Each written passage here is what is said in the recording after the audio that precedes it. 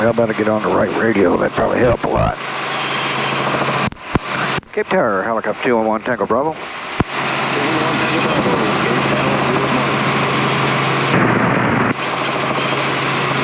I suppose it's afternoon now. Cape Tower, helicopter 211 Tango Bravo. So 211 Tango Bravo Tower, how do you hear? Yeah, I got you now, thanks. We're about 5.5 out to the southeast and inbound for, if you don't mind, we'd like to proceed out a little bit to the west and then inbound from the west to Foxtrot Taxiway. That works for me. I'll just pick you up when you're over the field. The winds are 0405, altimeter 3006. I got no traffic. You can proceed direct. Roger that. Proceed direct for 1 Tango Bravo. Sorry about that earlier. Somebody had the volume down on the radio. That probably looked a lot like me, but anyway.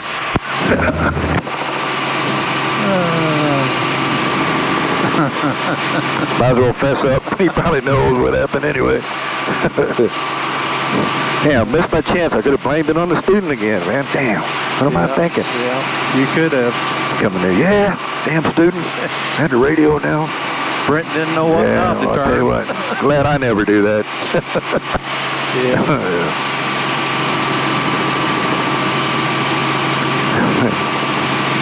Had a student one time had some of these headsets, if you only push them in part of the way, you know, one part's for the speaker, you know, they don't have a single deal that you push into the whole, you know. So sometimes the speaker will work, but, you know, you go in farther to get the mic part, and this guy, he didn't have the speaker, he couldn't hear himself talk on it, he just didn't have it plugged in far enough. And he's sitting over in the seat there, and he's just yelling at me. And I'm like, what the hell are you yelling about? Well, he didn't have it plugged in all the way, and he thought something was wrong with the intercom. I'm like, hang on just a second. Push it in. Okay, now. Yeah. He's just hollering at the top of his lungs. I'm like, what the shit are you yelling so loud for?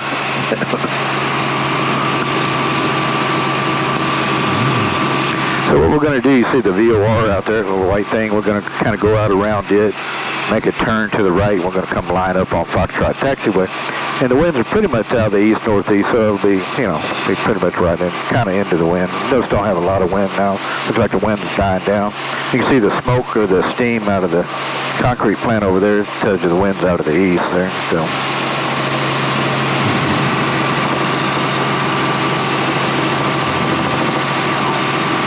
So, you know, if you're going in someplace and you don't have, you know, it's not an airport or whatever, you need to figure out which way the wind's blowing. You can look for smoke, you can look for steam, you know, out of a plant like that. If it's tall grass, you can kind of see the, you know, wheat field or whatever. Blowing. You can see the way that, you know, or water, it's in a little creek or a pond. You can tell which way the wind's blowing. You don't really have to have a windsock, but, you know. That's pretty much out of the northeast there. And 1 Tango Bravo, you are cleared to Cape Copters as requested. The wind 0406. Land at your own risk. Dump truck moving near. Use caution. Yeah, 1 Tango Bravo, thanks. So 040 again. You know, we were guessing it was northeast, and guess what? It's northeast. All right, looking good. Just gonna come around here and just walk it down Foxtrot there.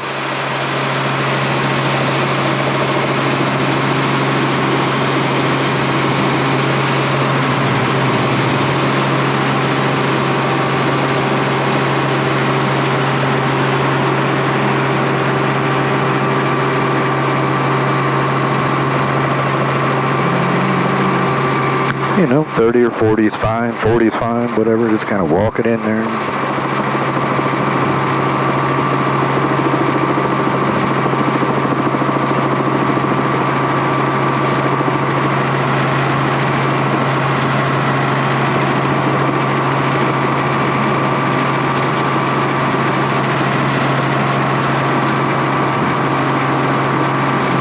A red-tailed hawk there. Lots of mice and rabbits around here for the hawks and the eagles, man. All right, looking good. Just walk it right down. We get down here, we'll just put it right out in the middle of the ramp. Point the nose towards the hangar, you know. Sit her down. We'll try that.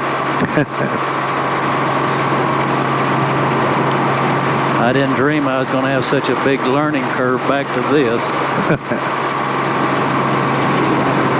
But maybe next time will be a little bit better.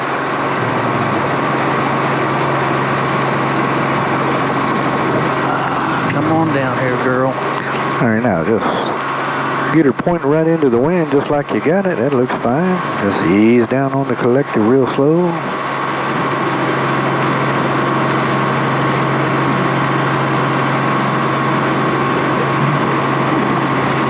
A little bit of right pedal. Yeah, when you come down on that collective, it's going to want to, well, that's what I'm telling you. If you come down on the collective, it's going to want to yaw to the left. So what? Yeah, I'll show you. So as you're coming down on the collective, it'll set it down. If you don't bring in some right pedal, you know, it's going to start doing that right there. So you got to bring in a little bit of right pedal to stop that. Because as you're coming down with the collective, you're taking torque out of it. It's going to want to yaw left, you know. So. Gotcha. All right. Let me show you another little trick here, by the way. Let me back up. We're going to go back over here just a bit. So if it's really turbulent out here, one of the old tricks from way back is get the aircraft moving just a little bit. It's not terribly turbulent today. Get the aircraft moving a little bit like this and just slide it on. See how graceful that looks? All right. Yeah. Anything that makes me look good, I'm all for, man. So, you know, if you're out here with a really horrible windy day, it's just all over the place, you know, and all that, just get it walking forward about 1 or 2 miles an hour and slide it on. Man, it looks real nice and it's very controlled. So, okay, come on down with the collective. Roll the throttle down all the way and hold it. Okay, we'll get less than 80. There we go. Now you can turn off the governor. Slide your hand back, friction the collective. Come up here and friction the cyclic. Looks like we're on the 7. Well, let me show you something here also that, you know, when you get that thing just about centered up right there, stick straight up and down, that's pretty much the right spot. You notice how smooth everything got?